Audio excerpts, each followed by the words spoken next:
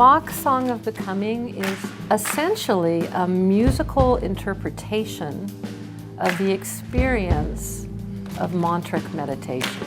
Yam kamaye, tam tamudra. Yam kamaye, tam tamudra. I'm always excited to see when profound practices that are in the ancient tradition find forms in the modern world, in the arts. And that's why I was particularly interested to become involved in Anne's project, which is an incredible mix of very sophisticated artistry with very profound ancient roots. It was such a different kind of piece where it started out in a very external plane, and it took us more and more and more and more into that internal plane. People really felt that. They physically felt it.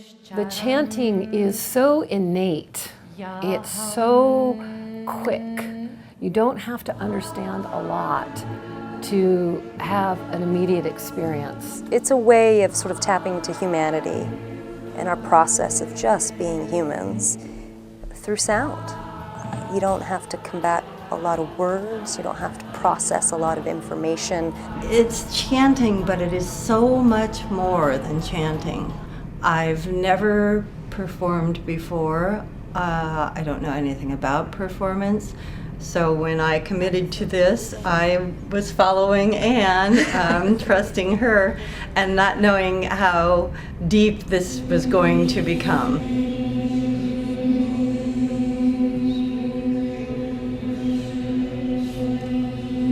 We have a handful of professional singers, but by and large, most of the people in the choir not only never sung professionally, they've never really sung. I've always felt that I'm somebody who sings in the background and is best singing quietly, very self-conscious about my own voice. Coming to the Vox choir has been fantastic for me, discovering that, by golly, you know, I do have a voice. Ahameva, ahameva. Ahameva, ahameva.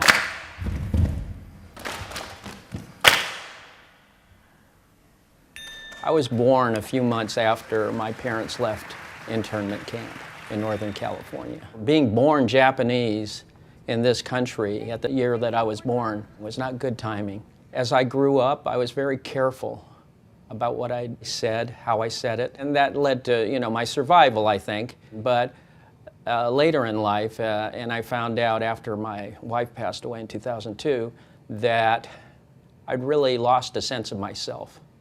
And so this last 11 years has been about me discovering or rediscovering who I am. And this is part of it. And one of the things that I've learned from Anne and the choir is about listening. You know, listening to the sounds around me, listening to the people around me. In order to sing, you need to be able to listen. And the other piece of it is really a deep listening to myself.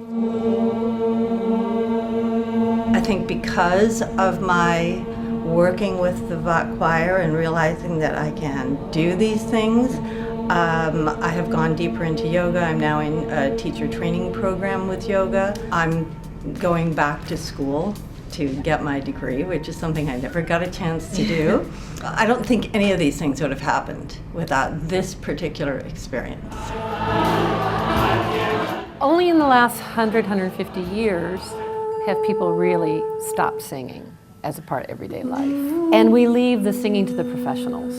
And so one of my raison d'etres is to democratize singing.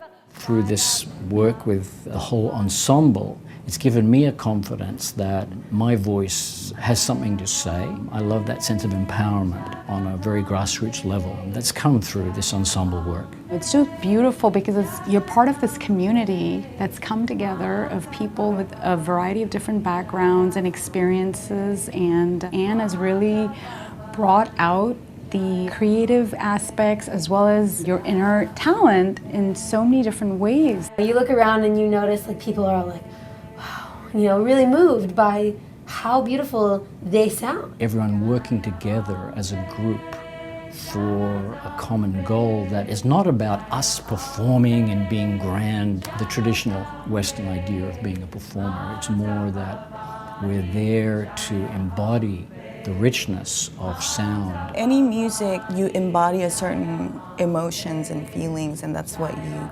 portray to the audience. But this has been really an embodiment of feeling and emotions and knowing of self for myself, really. It's really singing for myself and feeling for myself what these sounds are doing for me. That consciousness that marinated for all those rehearsals and weeks, and even before that with the choir, it just washed over us. There's a group joy that you just plug into. It has to do with the tones of the music itself, the sounds that you're making, the effort of the group together to be creating something, the rhythms. It's very deep, and I think it's very old in our souls as human beings to respond to rhythms and sound.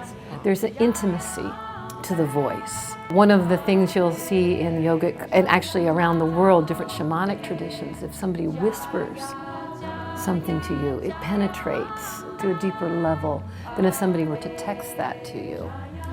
So that's one of my motivations, is that the voice has a lot to do with the heart, a lot to do with emotion, a lot to do with connection to other people. And I think that as we move forward, it's important that we find various ways to keep reconnecting to each other and connecting to our humanity. And so this is a great way to do that. Jaya, Jaya.